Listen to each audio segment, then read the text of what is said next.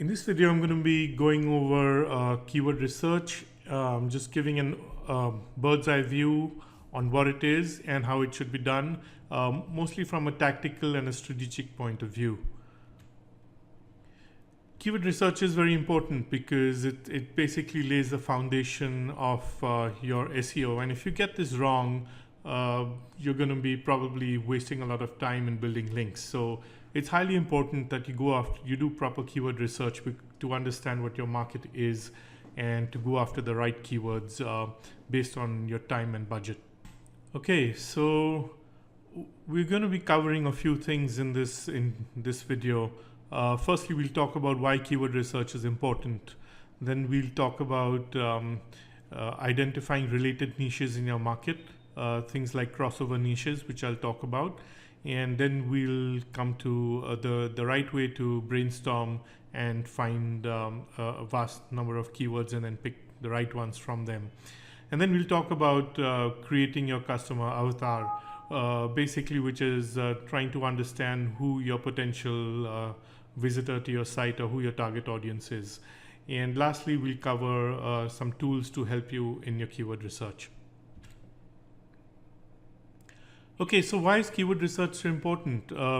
Like I said before, it's the foundation of all good SEO, and it can make or break your SEO efforts. If you go after the wrong keywords and you don't have the right budget for them or the time, then you're going to be wasting a lot of your resources. Keyword research defines your strategy. Keywords will help you define your tactical maps for you to execute a solid strategy. It gets you easy wins. Keywords will help you identify the easy wins, the low-hanging fruits versus the tough ones, which are if you have while doing keyword research, if you find certain metrics like high volume keywords with low competition, then you know those are easy wins and you want to go after those initially instead of wasting your time initially with the tougher keywords, which can cause a lot of frustration. Keywords will help you monitor and measure your results, and really without a good feedback mechanism, you're basically going to be shooting in the dark. So you need to absolutely understand what keywords you're targeting at what phase in your SEO campaigns. Thoughts, fears, and desires. Keywords can help you understand how your market thinks and how your customer avatar thinks. You need to understand what their fears are and what their desires are, so you can accordingly make your landing pages and understand and unravel a little bit more about your market. So that's one added benefit that keyword research can get you in your conversion rate optimization of your web pages, other than just the SEO part of it. Your market mysteries. Keywords will help you unravel market mysteries in your market that will give you the competitive edge. If your competition is not looking at parallel markets or parallel sub niches which they could go after, and you do that, then you're going to be several steps ahead of the competition. Okay, what exactly is a niche market? We can think of a niche market as being a sub-segment of a larger market. Yeah. So for example, if you're selling soccer shoes, then it's a sub-niche of the soccer market. Yeah. Soccer market is a larger, broader market, and just selling soccer shoes is a sub-niche of it. You really need to understand that people in these niches would probably be interested in your niche also, as they're closely related. So if you understand what the broader niche is, then you could probably look at parallel crossover niches. So crossover niches are basically similar niches where your audience exists. So your audience will exist in parallel niches. So they have either the same demographics or psychographics, or they have the same personalities. Okay, so how do you identify these crossover niches? Basically, you get people who would be interested in your offer from keywords and niches related to your market.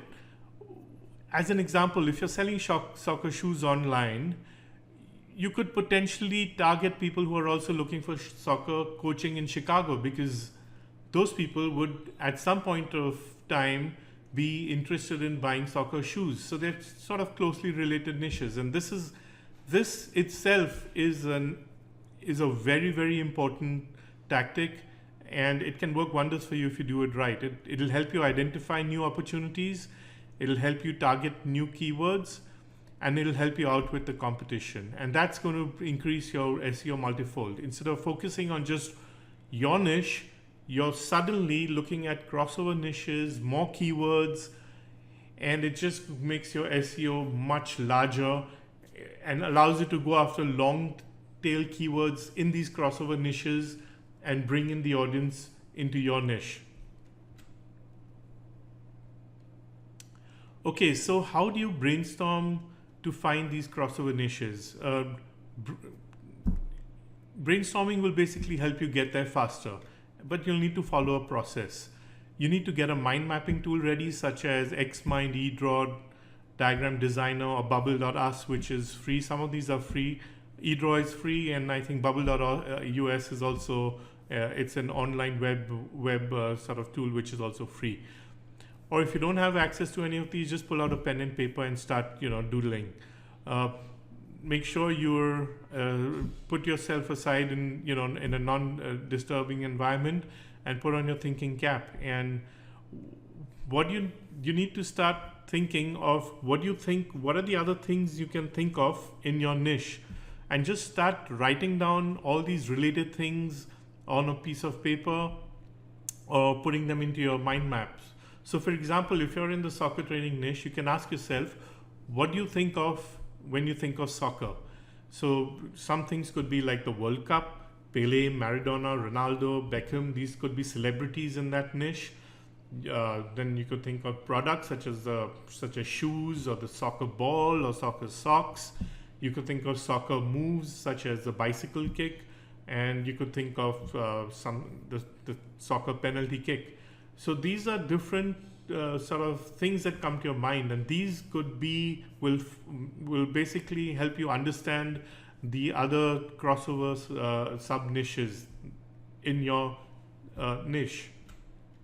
Okay, so we'll talk about creating your customer avatar. What exactly is that? It's basically what a typical target individual looks like. A typical visitor to your site, what's his age, gender, income, family status, what are his hobbies, what's a typical day in his life like, his or her life like, what are their desires, that's important, what are their pains, their goals, their struggles. It's important that you understand that, because all this is going to let you sort of understand your typical customer avatar and create your page, as well as do your SEO campaign and define your crossover niches. That's what this will allow you to do. So you need to put that down on a piece of paper. I know it may take some time. It may not sound like it's part of SEO, but believe me, it is. And getting it right is going to differentiate your SEO.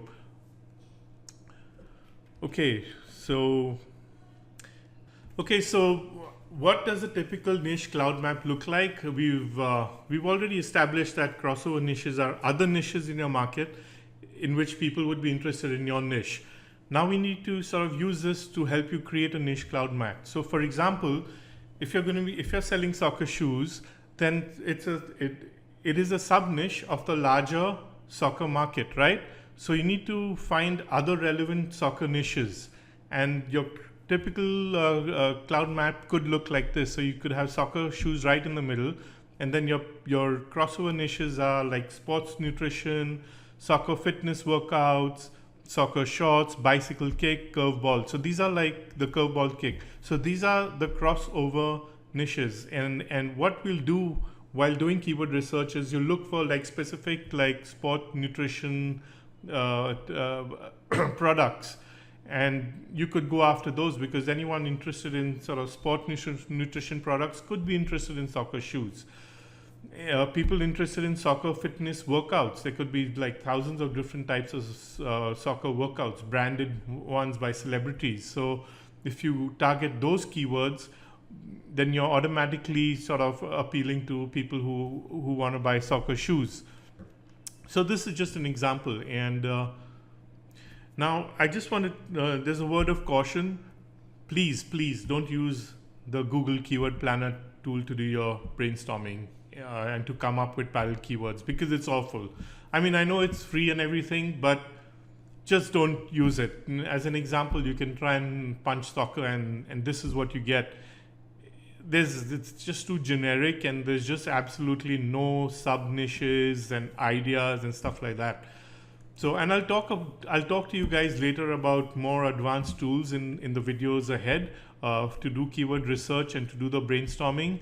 But some places where you could brainstorm and get ideas for these crossover niches could be online forums, and one good search engine or a directory is boardreader.com. You can go in there and just punch in your keyword like soccer, and it'll give you all the popular online forums with the statistics on popularity and how busy they are. And that's a really good place to find the forums. And then you got to go into those forums, register, and lurk around the threads and see what people are talking about, see what their pains are, see what their pleasures are, see what their fears are, what their desires are, what they want, what kind of gender they are, what are they, young, are they old, and things like that. And that would differ from niche to niche and keyword to keyword. So from niche to niche. So forums is a really good place to start getting some buzz and feedback on what a typical avatar would be and what your niche is all about. Another good place is Wikipedia, of course, and look at the table of contents inside Wikipedia in the Wikipedia page, and visit all the other outbound links and read the article and sort of start getting into the mind of people who are active in that niche. And then you could just Google. That's really, it's better than using the Google Keyword Planner because that's restricted. But just by Googling your main keywords or keywords that come into mind, and then you can scroll through the results and look at the LSI keywords, the other suggested keywords at the footer of the Google search page. And you can click on those and sort of open up more windows and get more ideas and just, hang around there. And then there's free and paid keyword tools and niche research tools. And this is what I'll talk about in my coming videos. And some of them are Longtail Platinum, Longtail Pro, there's Keyword Research Pro, there's Market Samurai, there's one called Keyword Shitter, which is free. There's one called Uber Suggest, and there's a whole bunch of them. And of course, SE Cockpit, which is premium, it's paid. It's pretty expensive, but it's very good. It gives you some good data. And we'll get into, I'll talk about all these tools in my future videos. Okay, now you need to understand that there are basically three kinds of keywords. Okay,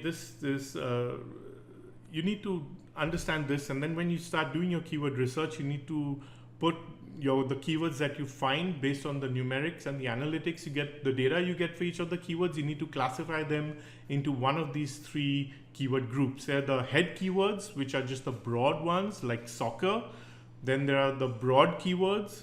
Some examples are like learn soccer or soccer lessons, and these are like 2 to 3 word keyword phrases that get about 2,000 searches a month, at least 2,000 searches a month. So it could be a little more than 2,000, it could be in the 5,000 range, it could be in this 10,000 range also, but these are broader keywords and they have 2 to 3 sort of words in them. And some of the examples are like learn soccer or soccer lessons, keeping the soccer example in mind. And then you have the long tail keywords, and these are the low hanging fruits. These are the ones that you can rank for easily. They may have a low search volume, but the competition will also be low, and you can really target these keywords and attack them initially. For example, buy Adidas soccer yellow shoes. This could be like one phrase, one entire phrase. It may have 15, 20, 100 searches a month, but the competition is going to be really low and probably non-existent in a lot of the cases, and you could go after these keywords. Okay, so that marks the end of this session, and there's a lot more coming up on keyword research in the following videos, and I'll see you in the next one.